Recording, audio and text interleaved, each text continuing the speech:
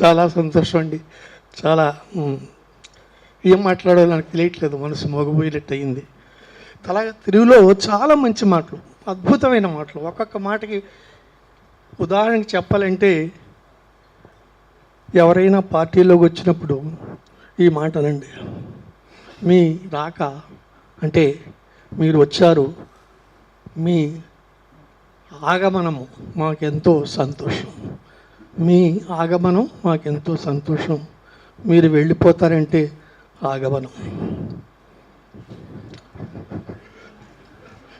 ఆగమనం అన్న మాటలో చూడండి ఎంత అందం ఉందో. మీరు వచ్చారు, మీ ఆగమనం మాకెంతో సంతోషం, మీరు వెళ్ళిపోతారంటే ఆగమనం. తెలుగు భాషలో ప్రతి చోటారు.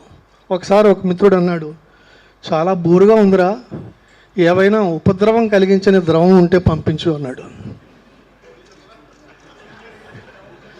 చాలా బోరుగా ఉంది, ఏవైనా ఉపద్రవం కలిగించని ద్రవం ఉంటే పంపించు అన్నాడు. తెలుగు భాషలో ఉన్న అందం, తెలుగు భాషలో ఉన్న ఔన్నత్యం, తెలుగు భాషలో ఉన్న గొప్పతనం మనెక్కడా కనిపించదు. నన్ను చాలామంది అడుగుతారు, ఆప్కు తెలుగు మాలూమ్ హై క్యా అని. నేను అంటాను, నాకు మాలూమ్ అయ్యేదే తెలుగు, నాకు వచ్చిందే తెలుగు. ఒకసారి చిన్న విషయం చెప్పి నేను ముగిస్తాను. నేను స్కూల్లో జాయిన్ అవడానికి వెళ్తే ముస్లిం అనుకుని మా మాస్టర్ నన్ను ఓ క్లాస్ में जाके शांति के साथ बैठ जा అన్నాడు. క్లాస్ में जाके శాంతి के साथ बैठ जा అన్నాడు. శాంతి के साथ बैठना అంటే అల్లరి చేయకుండా కుదురుగా కూర్చోమని.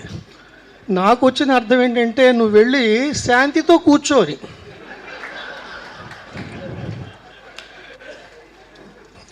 ఎరక్కపోయి క్లాసులోకి వెళ్ళి ఇక్కడ శాంతి ఎవరు అని అడిగాను.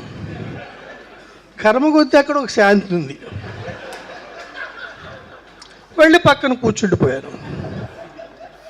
ఒక్క కేక ఎంత గట్టిగా వేసిందంటే, అంత చిన్న వయసులో ఆవిడ శీలాన్ని నేను ఏదో చేసేంత పెద్ద కేక వేసింది. తర్వాత ఆ స్కూల్లో నేను ఉన్నంతకాలం నా జీవితంలో శాంతి లేకుండా చేసేసింది. తెలుగు చాలా గొప్ప భాష, చాలా మధురమైన భాష. తెలుగుని మనం అందరం కలిసి ఆనందిద్దాం. నాకు అవకాశం ఇచ్చినందుకు నమస్కరిస్తూ కృతజ్ఞత.